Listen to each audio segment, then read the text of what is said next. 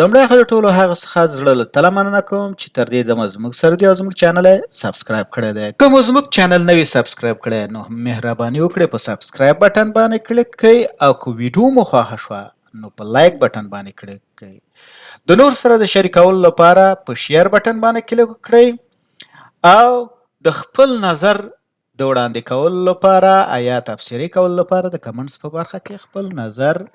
یا پوښتنه زموږ سره شریکه کړئ. د انګلیسي ژبې زده کړې لپاره موږ په پښتو ژبه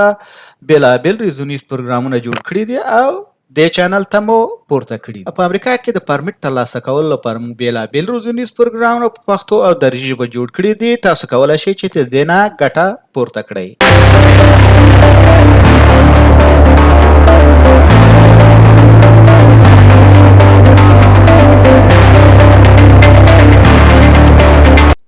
اوس راځو پاور بی آی اوپن کوو، بیا ورته چې نیو یا نیو ریپورټ په دې باندې کلیک کوو نو موږ ته پاور بی آی وینډو اوپن شي. راځو ورته چې ګیټ ډاټا د اکسل نه راوړو، ورته اکسل سیلز ډاټا او اوپن دا اوپن کوو. دلته شیټ مثال د اکسل کې مونږ یو ورشیټ جوړ کړی دی چې په دې کې دا د سیلز ډاټا پراته ده. نو دا زه اخلم که لوډ یې کړم نو دا راسن پاور بی آی ډیسکټاپ ته لوډ کیږي. نو زه ټرانسفارم ډاټا باندې کلیک کوم چې دا ډاټا لومړی پاور کوئري ایډیټور ته لوډ شي. په دې کې مونږ بدلون راوستلی شو چې د دې مینوګانو باندې هر کمانډ باندې کار کوو او مخته ورځو. اوس موږ فقط دلته دومره وایو چې څنګه موږ پاور بی آی د یو ډاټاسیټ سره کنیکټ کوو او دا سیف کوو. دلته کله چې موږ بدلون راولو نو ورته چې کلوز ان اپلای، کله چې موږ کلوز ان اپلای باندې کلیک وکړو په دې باندې دلته درې اپشن دي. نو دا به راسن دلته راشي ډاټاسیټ به دلته راولي. اوس دا مثال ګورئ دلته ډاټا چې کوي لوډ کوي، مثال دا سیف کیږي او څه چینج تاسو په هغې کې راوستوي دلته بیرته راځي. دا ډاټا سیټ دلته راغی او ډاټا دلته لوډ شوه د پاور بی آی ډیسکټاپ ته. پاور بی آی ډیسکټاپ ته چې لوډ شوه موږ بیرته هم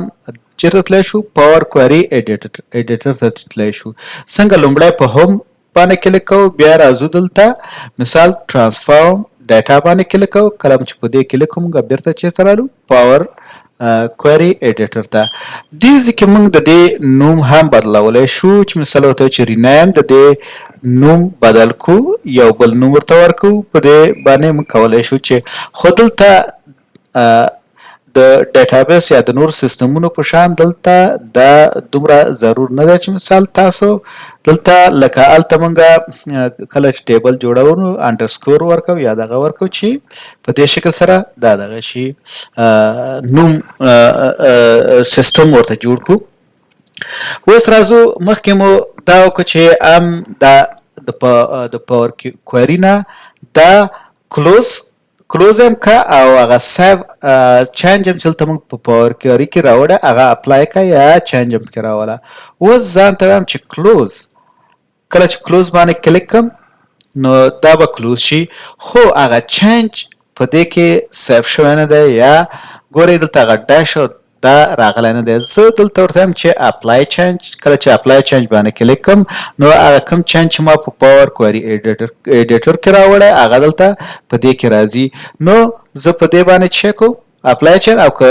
ډسریګارډ دی کوم ډسریګارډ چینج نو هغه کوم چینج چې ما هلته راوستی هغې نه منصرف کېږي، هغه لرې کېږي.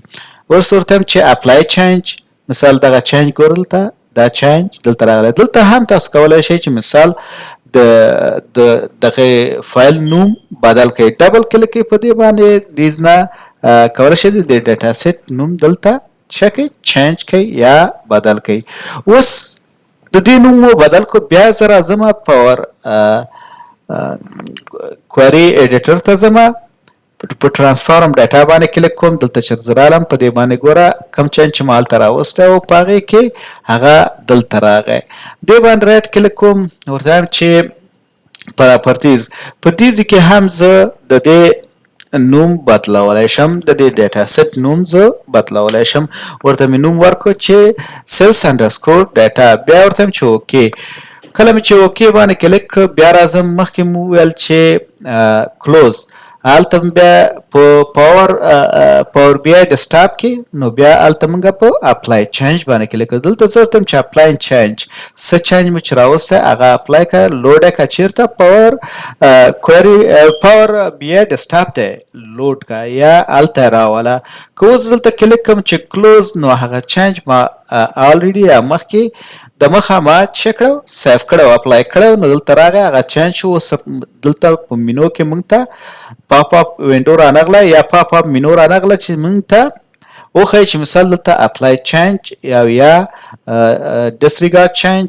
هېڅ هم رانغله ځکه چې موږ هلته کلیک کړی چې اپلای که چینج بیا مو کلوز کړو نو درې کړنلارې وې دلته چې یو چې کلوز ان اپلای مثال دا هم کلوز کوي او څه بدلون چې تا دلته په پاور کوئري ایډیټر کې راوستی دی هغه هم ورسره انتقالیږي بل اپلای دی چې مثال چینج راسن هملته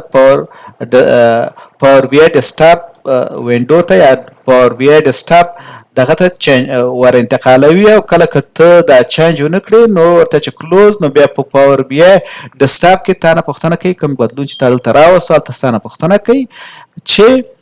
دا چینج اپلای کوم کنه یا دا چینج په دې کې راولم او که رانه ولم نو په دې صورت کې هغه چینج دلته مثال راوستل غواړي چې راولي او که چیرته بدلون دې نه راوستی نو هېڅ تاسو ته میسج نه درکوي چې مثال دا چینج کو اوس راځو دا فایل موږ د پاور بی آی فایل موږ څنګه سیف کوو ورته چې فایل دلته راځو ورته چې سیف کله مو چې سیف باندې کلیک کړو دلته زه ورته نوم ورکوم ورته وایم چې سیلز په نامه باندې دا زه سیف کوم ورته وایم چې مور کله مو چې په مور کلیک وکړو دلته ورته وایم چې براوز دس ډیوایس دلته چې براوز دس ډیوایس مې ورته کلیک ورته وایم چې سیلز دې ته ورته سیلز نوم ورکوم بیا ورته وایم چې په پاور بی آی ټریننګ ان پښتو په دې ډیټا کې زه دا چک کوم سیف کوم دا فایل دا مې چې کله سیف کوم نو دا فایل به هلته سیف شي که زه دا کلوز کړم او هر وخت بیرته راشم پاور بی آی ته نو دا فایل زه اوپن کولی شم یا دا به زما په ریسنټ لیست کې وي چې مثال دغه فایل دلته که وګورئ دا سیلز په نام باندې دا فایل ما اوپن کړو زما ډیټا سیټ به دلته څه شي لوډ شي دا وګوره دا زما ډیټا سیټ ده په دې باندې کلیک کوم دلته ورته وایم چې ټیبل ویو نو دا ډیټا به ماته را څرګنده شي اوس زه راځم او د ډیټا فولډر زه ګورم چې مثال دا فایل د چی په نامه باندې ثبت شوی دی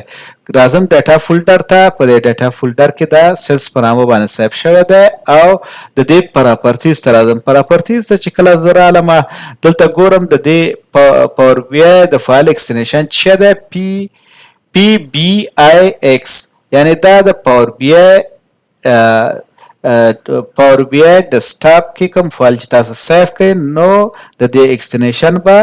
پی بی آی ایکس وي شوي پی بی آی ایکس به وي نو تا د